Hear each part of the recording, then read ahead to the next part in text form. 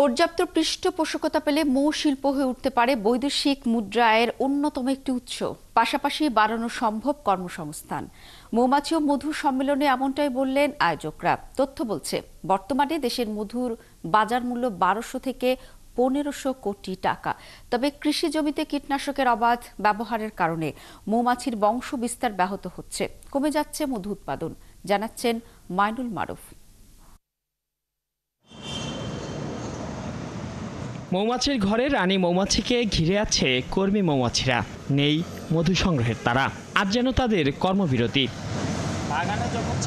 মৌচাষী ও গবেষকদের নিয়ে কাকরাইলে আয়োজিত মৌমাছি ও মধু সম্মেলনে মৌচাষী সাদ্দাম হোসেন এসেছেন তার তৈরি মৌমাছির এই ঘর নিয়ে। তিনি জানান, আবহাওয়া খারাপ থাকায় আর আশেপাশে কোনো ফুল না থাকায় ঘর থেকে বের হচ্ছে না কর্মী মৌমাছিরা। মাঠের অলরাউন্ডার আমি, আর ঘরের allrounder Tylox. Tylox toilet cleaner, clean মানেই টাইলক্স। এ সময় তিনি তুলে ধরেন মৌচাষের খুঁটিনাটি।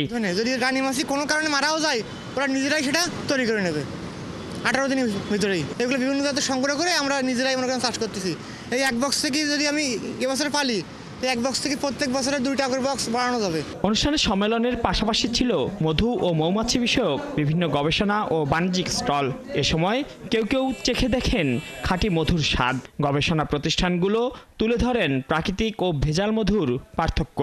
1 ফুট মধু জিব্বায় দেন, জিব্বায় দেওয়ার সাথে 2-1 সেকেন্ড রাখেন। 2-1 সেকেন্ড রাখার পরে দেখবেন যে গালে একটা কষ ভাব লাগছে। এই কষটা মধুতে হবে না, এটা ফিটকিনি এবং চিনি দিয়ে তৈরি করা। আমাদের এখানে চিনি শিরাও আছে, খাঁটি মধু আছে, দুইটাই আগুনে জ্বলে। ফুলের ভেরিয়েশনের ভিত্তিতে, সিজনের ভেরিয়েশনের ভিত্তিতে মধু জমে যাবে, এইটা মধুর একটা স্বাভাবিক প্রক্রিয়া। আয়োজকরা জানান, পর্যাপ্ত পৃষ্ঠপোষকতা পেলে তৈরি পোশাক ও মাছের মতো মধুও বাংলাদেশের রপ্তানি পণ্যের তালিকার শীর্ষে জায়গা করে নিতে পারে।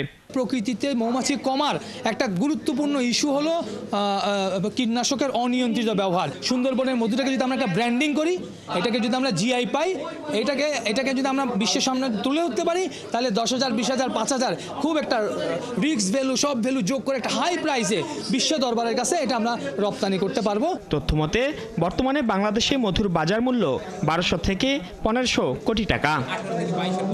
মাইনুল মারুফ, ৭১, ঢাকা।